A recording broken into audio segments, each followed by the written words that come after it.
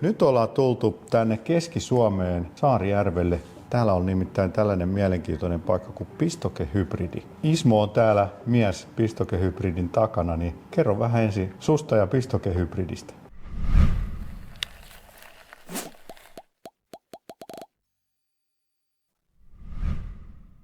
Vakuutukset kesäautoille, käyttöautoille, lapsille, kodille ja kaikille muulle tärkeälle osoitteesta pohjantähti.fi/Keski-Suomi.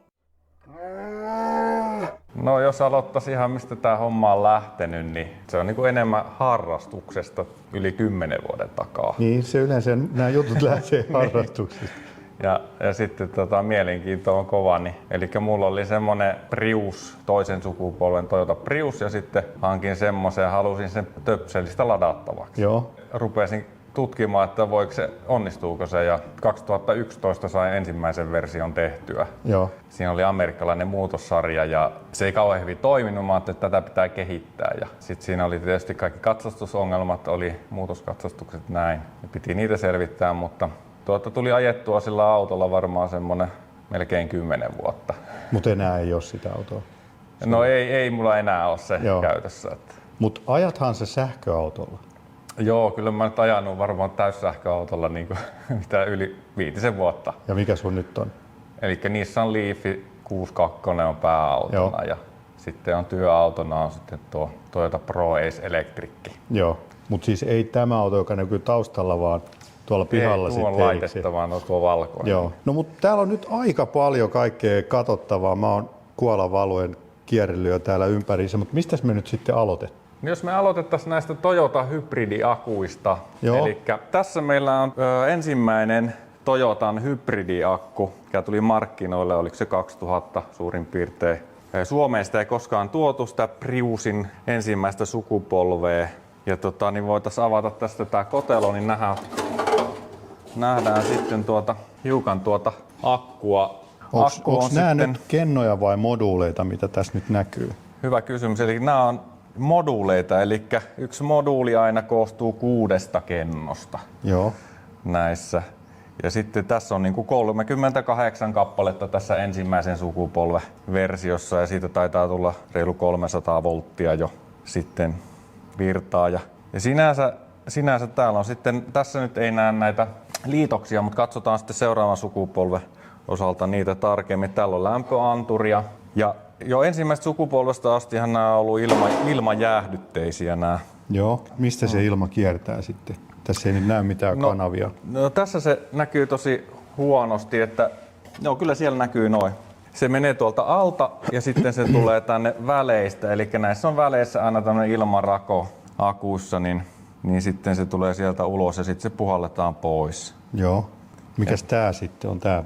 Eli täällä on elektrolyytti näissä akuissa, että jos se jostain syystä niin kun akku kuumenee ja sitten tulee pois, niin se pääsee poistumaan tätä putkea pitkin, mutta näitä ei ole, mä en ole koskaan nähnyt, että tuolla olisi mitään ainetta ollut. Että uudemmissa akuissa niin ne on ottaneet nämä vaan pois, nämä putket, eli ne on säästänyt silleen, kun ne on turhia käytännössä. Joo. Ja tossa oli tosiaan lämpöantureita on tossa, ja sitten näissä vanhemmissa malleissa on myös tällä alapuolella sitten vielä lämpöantureita. Joo. Ja onko täällä sitten jotain kontaktoreita vai mitä täällä? Joo, tässä nyt näkee tämmöisen, minkälainen se on ollut tässä ensimmäisessä sukupolvessa, eli täällä on virtaanturi tuolla, ja tästä nyt puuttuu tuo ohjausmoduuli, se on otettu siitä pois, mutta se on semmoinen valtavan iso näihin nykyversioihin verrattuna. Voidaan katsoa noissa uudemmissa vähän tarkemmin noita sitten, miten ne on toteutettu. Joo. Siis käytännössä se ilma siis työnnetään jommasta kummasta päädystä sisään ja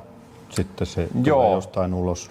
Yleensä se tulee sitten samasta päädystä niin kuin yläpuolta sitten pois. Joo. Et se on vähän vaihdellut näissä malleissa, miten se menee, meneekö se toista päästä sisään vai ulos. Joo, mutta se on vaan jäähdytys, ettei lämmitystä.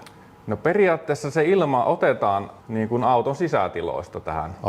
Eli se sillä lailla perustuu vähän siihen, että kun auton sisätila lämpiää, niin se sitten saa myös lämmitettyä akkua sillä lämmöllä, mutta erillisiä lämmittimiä siellä ei ole jäähdytykseen. Joo. Ja missä tämä sijaitsee autossa? No se on niin kuin vaihdellut vähän nyt sitten. Ensimmäisissä autoissahan se on ollut niin kuin siellä takaboksissa niin kuin takapenkin takana. Joo. esimerkiksi tässä ensimmäisessä sukupolvessa muistaakseni, mitä en ole sillä lailla kauheasti tämän kanssa työskennellyt, mutta sitten noissa uudemmissa, niin seuraava sukupolven Priuksessa ja myöskin se oli siellä takana, Joo. takapenkin takana. Niin. No onko näissä näkynyt sitten kosteusongelmia? No joo, kosteusongelmat näissä näkyy sillä lailla, että nuo välikuparit, niin ne on hirveän näköisiä, kun ne monesti tulee meille, niin mun pitää tuossa näyttää, että miltä ne näyttää. Joo. Vielä yksi kysymys, kun tää näyttää, että on tälleen vähän vinossa nämä kennot, niin onko siihen joku syy, että... Mä en osaa tohon, niin tässä ensimmäinen sukupolvi on mullekin vähän niin vieras, että näitähän ei tosiaan täällä käytännössä Suomessa vaihdettu. Aivan. Niin, mutta se on ihan varmaan auton rakenteesta, että miten se kiinnitys. Että kyllä se aina niin on ihan vaakasuorassa se akkumoduulit siellä. Joo. Että näitä ei mun tietääkseni saa laittaakaan mihin kulmaan tahansa. Joo. Näitä akkuja sitten käytössä. Ja sen verran vielä tästä rakenteesta, niin tässä on niin tällaiset tangot sitten, mitkä menee ylhäältä ja alapuolelta tänne päihin. Ja sitten päätylevyt ja ladattaessahan tämä akku sitten voi vähän turvota, niin se pitää sen sitten kasassa. Okei. Ja myöskin purkaessa voi sitten, kun se on kovassa käytössä se Joo, akku. selvä.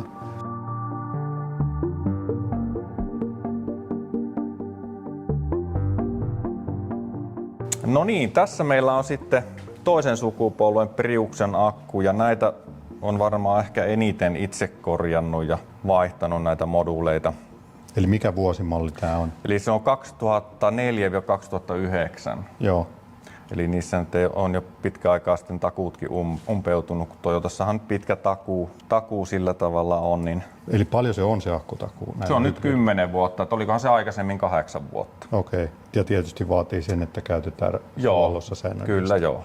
Eli tässä nyt sitten voin ottaa, tässä ei ole näitä välikupareita, niin, eli tässä on tämä yhdistävä kuparielementti, niin tässä nähdään, minkä näköisiä ne on sitten, kun ne tänne monesti tulee, eli ne hapettuu aika pahan näköiseksi, koska tämä on ilmajäähytteinen tämä akku ja tietenkin kosteus ilman mukana, niin se kulkeutuu tänne ja sanotaan erityisesti jossain meren lähellä, niin se voi korostua vielä tämä ongelma. Vaikka se ottaa sen ilman sieltä sisältä. Kyllä joo, kyllä se silti sitä kosteutta siellä on. Niin nämä meillä niin aina sitten putsataan, koska tämä vaikuttaa sitten ensinnäkin siihen, että se tuo johtavuus huononee tosi paljon tuossa kuparissa ja liitoksessa ja se voi aiheuttaa sitten se vikaantumisen. Nämä itsessään nämä akkujen nuo kiinnityspisteet, niin ne on tuollaista pinnotettua materiaalia, eli se ei koskaan niistä ole sitten mitenkään ruosteessa. Ja tässä nyt nähdään sitten, akussa on sitten tuo erotin täällä päässä. Tuosta se erotin nyt on irti. Mulla tuolla niitä on. Ja huomataan, että se ei ole ihan keskellä akkua, vaan se on tuossa niinku, olisiko se 1/3 reunasta. Huoltoerotin menee sinne. Ja sitten huoltoerottimessa on näissä vanhemmissa malleissa varsinkin aina sitten sulake samassa. Se on ollut pitkään Toyotalla 125 ampeeria. Lexuksissa se muistaakseni on isompi sitten. Tämä on enemmän otetaan virtaa, mutta näissä Toyotissa se on se 125 ampeerin sulake. Sinänsä tämä näyttää muuten aika samanlaiselta. Voidaan kääntää vaikka toisinkin päin tätä. Tässä on vielä toi elektrolyytin ylivuotoputki tuolla. Joo, ne on tässä vielä ja sitten on näitä lämpöantureita täällä ylä- ja alapuolella. Ja tällä toisella puolella näkee sitten näissä liitosjohdoissa, niin näissä on sitten nämä mittauspisteet. Ja tämä mittauspiste menee sillä lailla hauskasti, että se menee, kun tässä on 6 kennoa, se kiertää niin kuin yhteensä 12 kennon läpi ja sitten on mittauspiste. Ja käytännössähän tämä akku, niin tässä ei ole sellaista mitään balanssointia tuossa itse elektroniikan kautta, se vaan mittaa. Eli niin kuin näihin litiumiakkuihin verrattuna se on enemmän, tämä muistuttaa lyijyakkua, jossa sitten ei ole mitään balanssointia. Se balansoituu siinä käytössä tietyllä tavalla lataamalla sitä sitten. Voidaan siihen tulla vähän myöhemmin.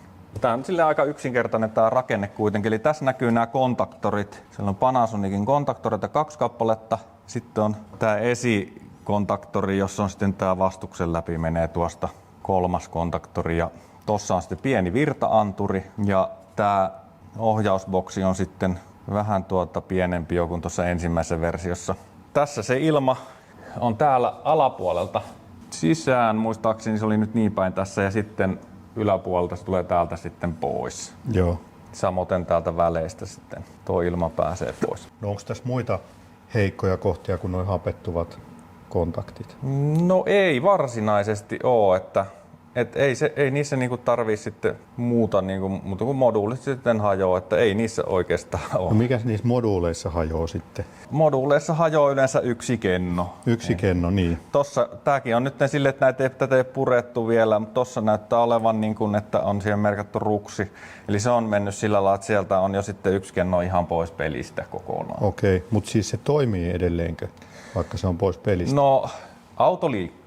Auto liikkuu? Joo, siinä on vikavalot silloin. Yleensä toimii tosiaan. Mutta se ei rajoita mitään nopeutta tai sillä Kyllä se jossain vaiheessa rupeaa rajoittaa, jos se on niin huonoksi mennyt, niin se alkaa sitten tehoa rajoittaa. Että pääset, voi olla pahimmillaan joskus siirtänyt autoa tännekin, niin voi olla, että 70 kulkee sitten. Okei. Mutta ei se heti yleensä tee. Joo. Mä jostain näin tällaisista Toyota hybridiakuista, että ne on yleensä nämä keskimmäiset kennot, sit, jotka hajoaa, niin ootko sä havainnut samaa? Joo, kyllä on havainnut selkeästi, että nämä laitimaiset yleensä on parhaimmassa kunnossa ja siinä se lämpötila on sitten viilein. Niin. Eli se johtuu siitä lämpökuormasta ihan, että se lämpiää eniten tuo akku siinä keskialueella. Joo. Keskimäärin se on tällä alueella, niin kuin tässäkin nyt tämä Joo.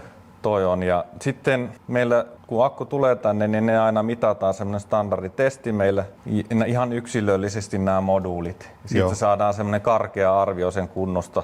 Ja vaikka se ei nyt niinku kokonaan pilalla, niin sitten pystytään nähdä, että onko se pian tulossa se tilanne. Siis onko se joku kuormitustesti vai vastus? No, kapasiteettitesti tehdään ihan ensimmäisenä.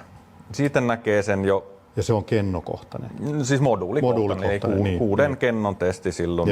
Että se on ensin ja sitten tavallaan kun sitten niitä myös testataan niin kuin kokonaisuutena. Eli mulla on semmoinen lataus- ja purkulaitteisto. Joo. Ei se valtava virta siinä ole vielä siinäkään käytössä, mutta siinä näkee ensinnäkin niiden keskinäiset suhteet, jännitteet sitten hyvin. Joo. Miten ne ja pystyt sä tekemään sen kaiken, ettei sun tarvitse irrottaa noita moduuleita tuolta? Kyllä joo. Tietysti sitten vasta, että kun irrotetaan niin ne vialliset niin, sitten. totta kai joo. Ja monesti sitten kun se varsinaisesti kun homma tehdään niin kuin valmiiksi, niin jos niin kuin osa vaan joudutaan vaihtaa, niin sitten uudelleen lajitellaan myös sille, että keskialueelle laitetaan paremmat kuin reunoihin. Okei. Esimerkiksi tällä tavalla. Joo. Ja sitten siitä tulee kapasiteettiluokitus, joka on meille käytännössä niin kuin tyydyttävä ja hyvä. Eli hyvä vastaa sellaista, ei uutta, mutta melko pitkäikäistä akkua ja sitten tyydyttävä semmoinen keskimääräinen taso, että sillä pärjää monta vuotta silläkin yleensä sitten. Mutta mikä ikäisiä nämä sitten on yleensä, mitä tulee sulle korjattavaksi? Paljon niillä on ajettu? No yleensä niillä on kyllä ajettu semmoinen yli 150 000. Joskus voi olla 300 000kin. Että joo. Et kyllä ne saattaa niinku kestää se akku tosi kauan. Mutta onko ne kaikki nyt sitten sinne takuajan ulkopuolelle, yli 10-vuotiaita? Joo, kaikki mikä mulle on tullut, niin ne on takuu ulkopuolista. Että ne on sitten Toyotalla kaikki vaihto, jos on takuualainen. Joo. Et toki on semmoisia autoja uudempiakin, jossa tosiaan se takuu ei ole jostain syystä sitten enää voimassa. Joo. Tuontiautoja ja muuta sellaisia. Okei, niin että tuontiautoissa ei anneta samaa takuuta? No mä en ihan tiedä sitä Toyotan politiikkaa tarkasti siinä, että miten se rajautuu.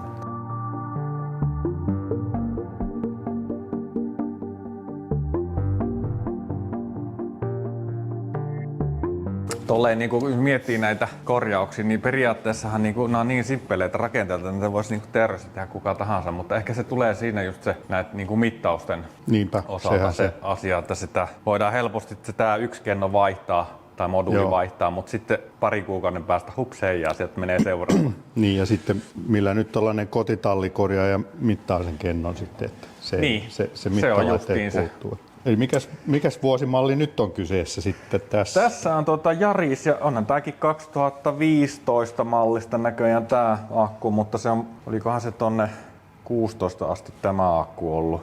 Tuossa edellisessä akussa oli 28 moduulia, niin tässä on vain 20 moduulia. Onko kapasiteetti sama kumminkin? Ei. Paljon tässä on? No sehän voidaan laskea, että teoreettinenhän on niin kuin 1,4 kilowattituntia tuolla 28 moduuliakulla.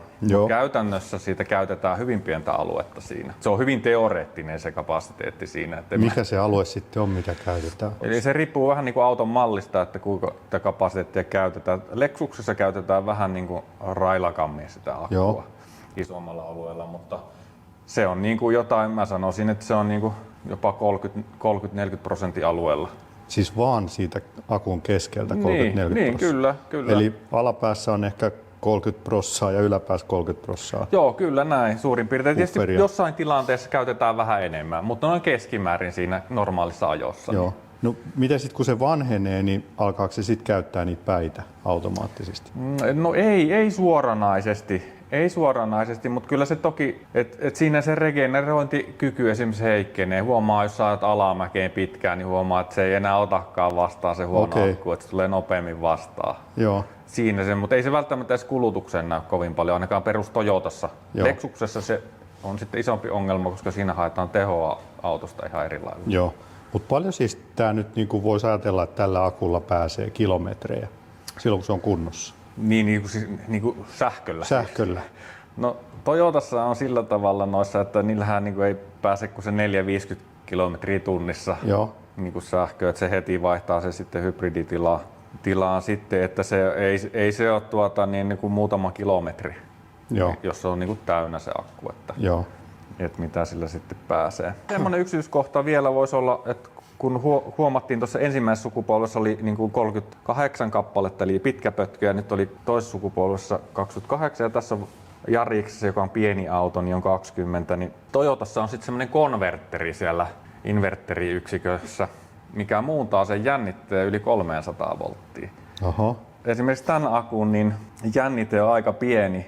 Paljonkohan tämä nyt oli tämä Jariksen akku, kun tästä laskee 7,2 volttia per moduuli kertaa 20, niin sitten tulee sitten aika pieni jännite. Joo. Ja sitten tuossa Priuksessa ja Auriksessa, missä käytetään 28 moduulia, niin siinä se on se nominaalijännite on 201, jotain volttia. Joo.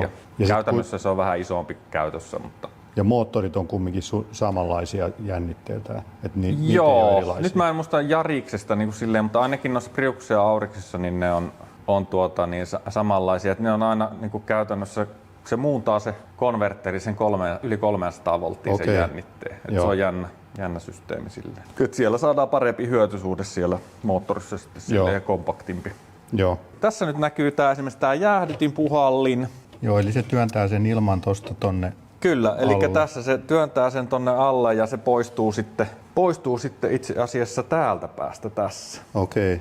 Eli kun täällä on tämmönen pähtylevy, että tänne ei pääse, vaan se sitten menee tänne. Tässä on käytännössä sitten se ilma menee niinku tuo kupu tulee päälle tohon, niin se sitten vaan pääsee tästä ulos. Joo. Näissä uudemmissa niin se tulee ihan siinä tavaratilaan se ilma, että vanhemmissa oli vielä putki niin kuin vähän ulos melkein siinä, mutta että se sitten ulos menee niiden. Ja tässä ei ole nyt sitten enää niitä ylivuotoputkia? Joo, ei ole enää tässä mallissa. Onko siinä kumminkin niinku reijät vai onko nämä? On ne vuotoreijat, eli elektrolyytti pääsee siitä pois tiukassa tilanteessa sitten. Joo. Niin.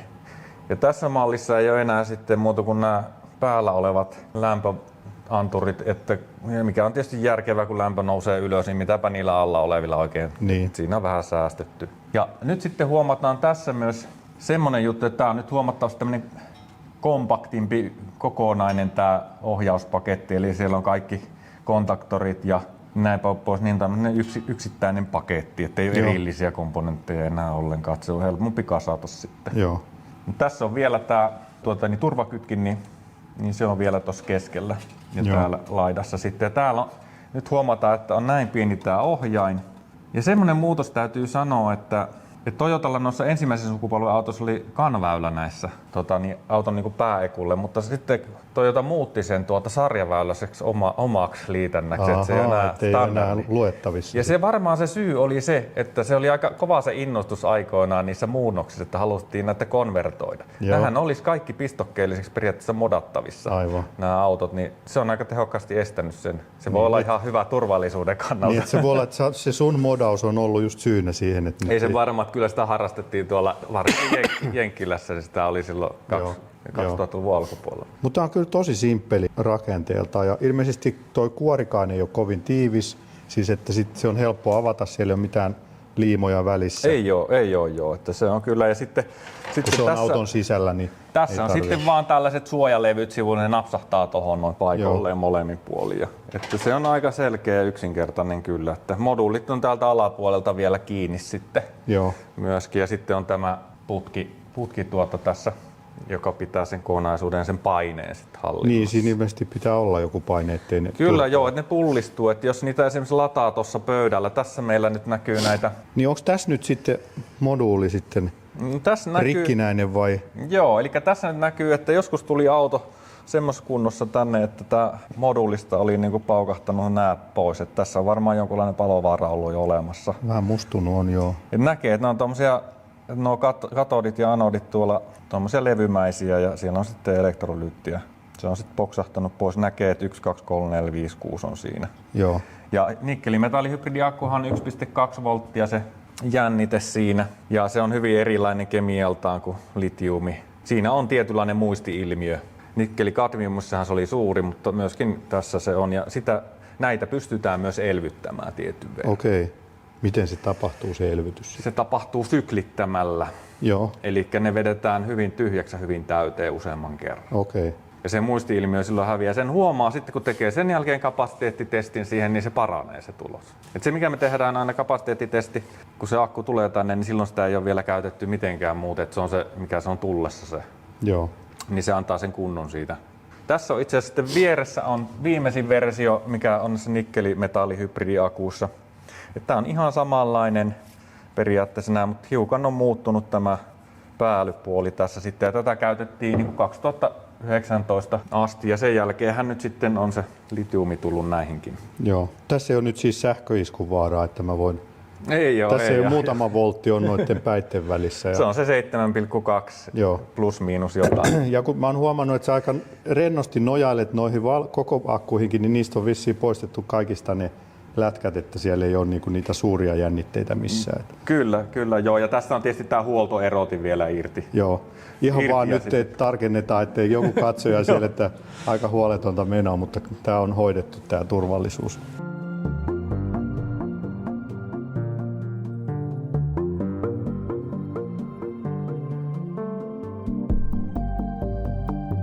Pystyykö nyt sitten käyttäjä jotenkin itse elvyttämään niitä ajamalla jotenkin tietyllä lailla? No pystyy jo sillä tavalla, että käytännössä niin kannattaisi joskus tehdä, ainakin noissa perus Toyotassa, Lexusissa se nyt ei ehkä välttämättä ole ihan sama juttu, mutta niissä tehdään sillä tavalla, että sä painat jarrun pohjaan, pistät D:n päälle ja kaasupohjaa. Sitten sä katot palkkia, että miten se sokki nousee, eli lataustaso nousee sinne melkein täyteen. Siinä ei mene kauaa sitten. Siinä menee muutama minuutti. Ja sen jälkeen pistää pakin päälle. Silloin kun se on pakki päällä, niin se aina käyttää sähköä, vaan kun se... Eli eikö vaihdelaatikossa ole pakkia ollenkaan? Ei. Joo, ei. Eli moottori on silleen se rakenne, että se, niin se moottori, polttomoottori voi lähteä kyllä päälle silloinkin, mutta sähköllä se aina liikkuu silloin pelkästään pakilla. Niin. Eli kovin pitkälle ei voi pakitella sitten Toyota. No joo, eli kun laitat pakin päälle ja pitää jarrulla, että silleen, että se ei liiku. Joo. Ja jos jaksaa siinä olla se 2-30 minuuttia, niin pitää siinä pikkusen, niin siellä on joku semmoinen alle 10 amperi virta koko ajan. Ja se sitten menee ihan tyhjäksi, että sä voit seurata siitä näytöltä, että se menee sinne alas se palkki. Ja sitten se pyörähtää se moottori käyntiin, niin silloin se on niinku tyhjä. Mutta tämä täytyy tehdä silleen, että akku on lämmin. Se ei kylmissä olosuhteissa. Kuinka usein tämä pitäisi tehdä? En mä nyt uskalla sanoa mitään tähän semmoista, mutta silloin tällöin, jos tekee, niin voisi olla ihan hyvä sen kestävyyden kannalta. Eihän manuaalista löydy tuommoista. En mä ainakaan muista. Joo. Enkä osaa sanoa, että onko tämä Toyota mitä. Ei varmaan Toyota suosittelemaan. Mutta kyllä näin se kuitenkin se muisti-ilmiötä saa sitten vähennettyä. Joo. Että tässä niin nikkelimetallihybridissä se on varsinkin se, että akku tykkää, että sitä käytetään.